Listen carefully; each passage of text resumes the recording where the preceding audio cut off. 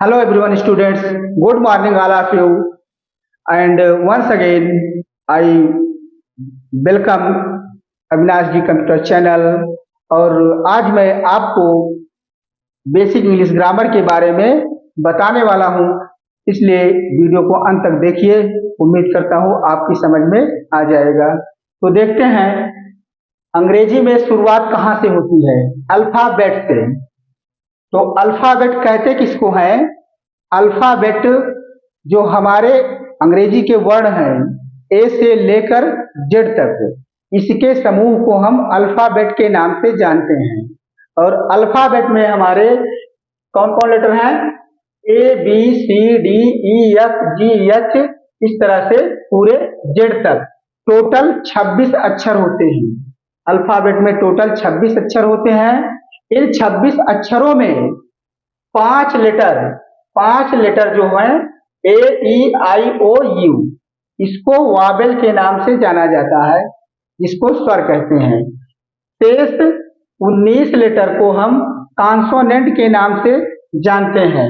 और इसमें दो लेटर ऐसे हैं जो डब्ल्यू और वाई हैं, ये कहीं कहीं पर अर्ध स्वर की तरह व्यवहार करते हैं, इसलिए इसको सेमी वावेल के नाम से जानते हैं। तो टोटल मिला करके 26 अक्षर होते हैं। अब इन अक्षरों में से अगर हम, जैसे मान लो ए से जेड तक लिखा गया है, तो इसको कहते हैं अल्फाबेट। लेकिन अगर हम कहें कि लेटर क्या है, तो लेटर वह होता है जो इन अक्षरों में से कहीं से भी कोई वर्ड हम उठाकर कहीं रख लेते हैं। जैसे जी को हमने यहां रखा, तो जी हमारा एक लेटर हो गया। ओ को हमने इसके पास रखा, तो ये भी एक लेटर हो गया। उसके बाद डी हमने लिया, तो ये भी एक लेटर हो गया। अब ये लेटर का एक ग्रुप बन गया। जब ये लेटर का एक ग्रुप बन जाता है, तो इसकी को अगर ये मीनिंगफुल होता है तो इसको वर्ड कहते हैं। यानी किसी भी भाषा की सबसे छोटी इकाई को हम लेटर कहते हैं। ठीक उसी प्रकार अंग्रेजी में भी कोई भी होता होगा ए से लेकर जेड तक के अक्षर, जिसको हम लेटर कहेंगे। लेकिन इस पूरे समूह को जो क्रमबद्ध रूप में रखे गए हैं, उसको अल्फाबेट कहते हैं। ध्यान रखना, अल्फाबेट होता है। यदि इसमें आपने यस लगा दिया तो वर्णमाला की जगह ये भाषाएं हो जाएगा, इसलिए ध्यान रखना, अल्फाबेट ही लिखना, अल्फाबेट नहीं होगा। अब देखते हैं इसमें से जो हम लेटर निकाल करके जो अलग रखते हैं, जिसका एक ग्रुप बनता है, अगर ये मीनिंगफुल होता है तो ये वर्ड कहलाता है। तो वर्ड को हम अंग्रेजी में कैसे परिभाषित करते हैं? A well arrange group of letter is called word. A well arrange group of letter is called word. यानी अक्षरों का ऐसा समूह जो कोई कंप्लीट मीनिंग दे या अच्छी तरह से व्यवस्थित किया हुआ हो, वह वर्ड कहलाता है। और जब कई अल्फाबेट से जब हम लेटर को निकाल करके जब बाहर लाने लगे और कई तरह के वर्ड का निर्माण होने लगा, तो थोड़ा सा कंफ्यूजन क्रिएट होने लगा कि कौन से लेटर को मिलाकर कौन सा वर्ड बनाया जाए। तो उसमें बात यह आई कि जो ऐसा लेटर, ऐसा ग्रुप ऑफ लेटर, ऐसा अक्षरों का समूह जिसका जो अर्थ निकलता हो वो कोई वस्तु हो, दिखता हो या कोई फीलिंग हो, तो उसका नामकरण किया गया नाउन के रूप में। यानी नाउन क्या है? पार्ट ऑफ स्पीच यहीं से शुरू होता है। यानी ऐसा वर्ड जो हमें दिखता हो, जिसको हम छू सकते हैं, महसूस कर सकते हैं, उस वर्ड को हम नाउन की श्रेणी में रखें। उसके बाद ऐसा भी वर्ड, इन लेटर को मिला करके ऐसा भी वर्ड का निर्माण किया गया। जैसे मान लो कहा गया ही, तो ही का मतलब होता है वह। तो वह कोई नाम तो है नहीं, किसी को संबोधित किया गया है।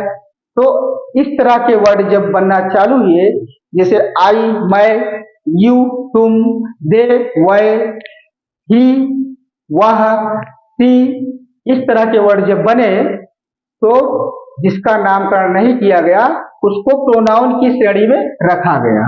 तो दूसरा जो हमारा पार्ट ऑफ स्पीच का शब्द बनकर आता है उसे हम कहते हैं प्रोनाउन। ये हो गया नाउन और दूसरा हो गया प्रोनाउन। प्रोनाउन इस तरह से दो पार्ट ऑफ स्पीच का जन्म हो गया। उसके बाद फिर इन लेटर्स में कुछ लेटर निकाले गए और जिससे शब्द बनाया गया। तो ऐसा शब्द बना जिसमें कुछ एक्शन होता हो, यानी एक्शन वाले वर्ड जब हमारे सामने बनकर आए तो उसका सोचा गया क्या नाम रखा जाए, तो उसका नामकरण कर दिया गया वर्ब के रूप में। जैसे हिंदी में होता है किसी शब्द के अंत में ना लगा हो और वह जो है उसको हम ना छू सके और ना देख सके, सिर्फ महसूस कर सके, तो वह हमारा क्या होगा वर्ब। उसका नामकरण इस तरह से जब हमारा वर्ड बनकर तैयार हुआ जिसमें कुछ एक्शन प्रतीत हुआ तो एक्शन वाले वर्ड को वर्ब का नाम दे दिया गया। अब तीन पार्ट ऑफ स्पीच हो गए। उसके बाद जब दो नाउन जो दिख रहे थे एक दूसरे को जोड़ने की बारी आई, जैसे टेबल है, मान लो एक टेबल है, टेबल और इस पर कोई किताब रख दी गई है, तो टेबल का किताब से संबंध दोनों दिख रहे हैं इसलिए दोनों नाउन है। ये जो चीज दिखता है जिसको हम महसूस कर सकते हैं, छू सकते हैं, सब नाउन होता है। तो टेबल और बुक दोनों नाउन है। इसका संबंध यानी किताब जो है टेबल पर है, तो किताब और टेबल का संबंध बताने के लिए यानी बुक कहां पर है, on the table, on the table, किताब मेज पर, यानी किताब और मेज का संबंध ये जो वर्ड दिखा रहा है हमारा, जैसे ऑन, एट, ऑन हो गया, एट हो गया, ये सब जो संबंध नाउन का एक दूसरे से संबंध बताते हैं, जोड़ते हैं, तो उसका नाम रख दिया गया प्रीपोजिशन। प्रीपोजिशन, प्रीपोजिशन, इसका नामकरण प्रीपोजिशन कर दिया गया। अब बारी आई कि नाउन और प्रोनाउन जो हमारे वर्ड बने हैं इसकी तारीफ करने के लिए किसी ना किसी को होना चाहिए। तो तारीफ करने वाले कुछ वर्ड बनाए गए जिसका नाम रख दिया गया है एडजेक्टिव, यानी एडजेक्टिव जैसे अच्छा, गुड, बैड, बुरा, टाल, लंबा, शार्ट, छोटा, यानी नाउन या प्रोनाउन कोई भी हो। जैसे यह किताब मोटी है तो फैट, यानी नाउन किताब है इसके बारे में मोटा बताने के लिए हमने फैट का प्रयोग किया तो फैट हमारा एडजेक्टिव है। तो इस तरह से एडजेक्टिव का निर्माण हो गया। उसके बाद जब दो सेंटेंस, छोटे छोटे सेंटेंस जब जोड़ने के बारी आई तो उसके लिए ही वर्ड का निर्माण किया गया और जिसका नाम रख दिया गया कंजंक्शन, यानी कंजंक्शन एंड। जैसे राम एंड श्याम, दो नाउन को जोड़े या दो सेंटेंस को जोड़े, तो ऐसे वर्ड जैसे बट हो गया, टू हो गया, फार हो गया, इनको कंजंक्शन के नाम से जाना गया। उसके बाद फिर एक वर्ड हमारा वेरी मच टू, यानी इस तरह का वर्ड बना, तो ये भी किसी न किसी वर्ड की विशेषता बताने के लिए निर्माण, इसका भी निर्माण किया गया। तो नाउन और प्रोनाउन की विशेषता बताने के लिए तो हमारा एडजेक्टिव आ गया। एडजेक्टिव नाउन या प्रोनाउन की विशेषता बताने के लिए एडजेक्टिव का प्रयोग किया गया। लेकिन जब नाउन और प्रोनाउन को छोड़कर जब अन्य शब्द की विशेषता बताने की बारी आई तो उसके लिए जो शब्द का निर्माण हुआ, जो शब्द का निर्माण किया गया, उन शब्दों को हम एडवर्ब की श्रेणी में रख दिए गए। एडवर्ब, एडवर्ब यानी एडवर्ब ऐसा शब्द होता है जो नाउन या प्रोनाउन को छोड़कर अन्य शब्द, अन्य पार्ट ऑफ स्पीच की विशेषता बताता है, अन्य शब्दों की विशेषता बताता है। और कुछ भाव ऐसे होते हैं जो मन से अचानक निकल जाते हैं, अचानक, तो अचानक निकलने वाले भाव को हम क्या कहते हैं, इंटरजेक्शन। यानी ऐसा वर्ड जो मुंह से, मान लो पैर में कांटा चुभ गया तो निकलेगा वो आह, कराह एक निकलेगी, तो ऐसा जो फीलिंग निकली मुंह से, ऐसा वर्ड निकला, तो उस वर्ड को हम इंटरजेक्शन के नाम से जानते हैं। तो ऐसा वर्ड जैसे वाऊ, अगर कोई चीज अच्छी दिखी तो उसके लिए वाओ, और किसी चीज में मान लो हमें विजय प्राप्त हुई, कुछ जीत गए, तो खुशी मनाने के लिए हुर्रा, हुर्रा वर्ड का प्रयोग हुआ। और ओह दर्द के लिए, आह दर्द के लिए, फाई फाई, अगर किसी किसी व्यक्ति के बारे में जो कि आपको खराब दिखता है तो फाई फाई उसके लिए यूज किया गया। फाई फाई का मतलब होता है छी छी। जैसे कहा जाए छी छी, वह कितना गंदा व्यक्ति है, तो फाई फाई, he is a very dirty man. तो इस तरह से हमारा जो पार्ट ऑफ स्पीच, इसको कहेंगे इंटरजेक्शन। इंटरजेक्शन जो जो अचानक निकल जाए उसको इंटरजेक्शन कहते हैं। तो इस तरह से हमारे जो पार्ट ऑफ स्पीच हैं उनका निर्माण हुआ। यानी जो चीज हमें दिखाई देती है, जिसको हम छू सकते हैं, इसको महसूस कर सकते हैं, वो नाउन की श्रेणी में आते हैं। और वह शब्द जिसका नामकरण नहीं किया गया है, जिसको देखा जा सकता है लेकिन नामकरण उसको नाम से ना बुलाए, तो उसे हम प्रोनाउन कहते हैं। और ऐसा वर्ड जिसमें कुछ एक्शन प्रतीत होता हो, तो एक्शन वाले वर्ड वर्ब की श्रेणी में आते हैं। और ऐसा वर्ड जो दो नाउन को जोड़ने का काम करे, उसे हम प्रीपोजिशन कहते हैं। और वह वर्ड जो नाउन या प्रोनाउन की विशेषता बताए, उसको हम एडजेक्टिव कहते हैं। और वह वर्ड जो नाउन प्रोनाउन को छोड़ करके अन्य सभी पार्ट ऑफ स्पीच जैसे प्रीपोजिशन, कंजंक्शन, इंटरजेक्शन, और ये जो वेरी है जिसको हम एडवर्ब के नाम से जानते हैं, यानी नाउन प्रोनाउन को छोड़कर अन्य शब्द, अन्य पार्ट ऑफ स्पीच की विशेषता बताने वाले शब्द को हम प्रीपोजिशन एडवर्ब के नाम से जानते हैं। तो इस तरह से हमारा पार्ट ऑफ स्पीच बनकर तैयार हो गया। अब एक चीज और, जब हमारे पास कई वर्ड मिल गए तो इन वर्ड को भी जोड़ने की बारी आई। जब इन वर्ड को जोड़ने की बारी आई तो छोटे छोटे वर्ड, जैसे कहा जाए ही प्रोनाउन है, और उसके बाद प्ले, PLAYS, ही प्लेज।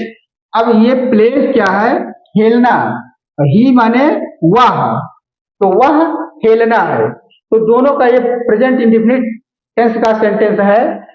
अब इसको क्या कहा गया, एक वर्ड ये है, एक वर्ड ये है, यानी जो पहला वर्ड सेंटेंस को बनाने में आया, उसको हम, जो पहला वर्ड आया उसको सब्जेक्ट के नाम से जाना गया, और दूसरा जो एक्शन वाला वर्ड है उसको वर्ब के नाम से जाना गया।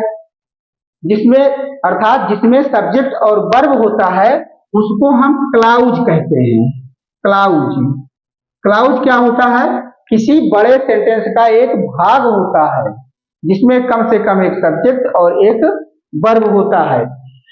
लेकिन सेंटेंस क्या होता है, सेंटेंस भी क्लाउज ही होता है। जैसे कहा जाए I play cricket, I play cricket. तो देखिए, I play cricket, I subject है, प्ले वर्ब है, और क्रिकेट ये अदर वर्ड है, इसको ऑब्जेक्ट भी कह सकते हैं। तो ऐसा अगर आ जाए तो उसे सेंटेंस कहते हैं। यानी ये भी एक वर्ड, प्ले, आई भी एक वर्ड, प्ले भी एक वर्ड, क्रिकेट भी एक वर्ड। तो सेंटेंस क्या है कि कई शब्द जब मिल करके एक ऐसे ग्रुप का निर्माण करते हैं जिसका कुछ ना कुछ अर्थ निकलता हो, तो उसे हम सेंटेंस कहते हैं। अंग्रेजी में a well arranged group of word which gives a complete meaning is known as sentence। यानी सेंटेंस, शब्दों का ऐसा समूह जिसका कोई ना कोई अर्थ निकलता हो, तो उसे हम सेंटेंस कहते हैं। और क्लाउज किसको कहते हैं? सेंटेंस में सब्जेक्ट होगा, वर्ब होगा और अदर वर्ड होगा। क्लाउज किसको कहते हैं? जिसमें सिर्फ सब्जेक्ट हो, वर्ब हो, उसे क्लाउज कहते हैं। यानी कि हर सेंटेंस जो है क्लाउज हो सकता है, लेकिन हर क्लाउज सेंटेंस नहीं हो सकता। जैसे देखिए, a promising and a good and promising boy read English daily. तो इसका मतलब है एक अच्छा और होनहार, प्रोमिसिंग का मतलब होनहार लड़का रोज अंग्रेजी पढ़ता है। एक अच्छा और होनहार लड़का रोज अंग्रेजी पढ़ता है। ए good and promising boy read English daily. तो ये हमारा एक सेंटेंस हो गया। अब इस सेंटेंस में देखो, सब्जेक्ट इतना बड़ा है, यहां तक पूरा सब्जेक्ट है, उसके बाद वर्ब आया हुआ है, फिर अदर वर्ड यानी ऑब्जेक्ट आया हुआ है। तो कहने का मतलब हर सेंटेंस जो है क्लाउज हो सकता है। देखिए, सब्जेक्ट और वर्ब, जिस सेंटेंस में सब्जेक्ट और वर्ब, कम से कम एक सब्जेक्ट और एक वर्ब होता है, उसे क्लाउज कहते हैं। लेकिन जिसमें सब्जेक्ट, वर्ब और अदर वर्ड भी होगा तो उसे हम सेंटेंस कहते हैं। कहने का मतलब हर सेंटेंस क्लाउज कहा जा सकता है, क्योंकि इसके अंदर क्लाउज होता है, लेकिन हर क्लाउज हम सेंटेंस नहीं कह सकते हैं। तो ये आपका जो है आज का इंग्लिश ग्रामर का थोड़ा इंट्रोडक्शन रहा। आगे हम जानेंगे सब्जेक्ट और वर्ब के बारे में अलग अलग। थोड़ा सब्जेक्ट को हम डिटेल में बताएंगे, इसलिए आप मेरे इस वीडियो को शुरू से अंत तक देखते रहिए और channel Avinash ji computer channel को सब्सक्राइब कर लीजिए, क्योंकि अब मैं शुरू से बेसिक इंग्लिश ग्रामर का वीडियो बनाऊंगा और आप सब्सक्राइब कर लेंगे तो आपको यह वीडियो मिलता रहेगा। धन्यवाद वॉचिंग फॉर दिस वीडियो।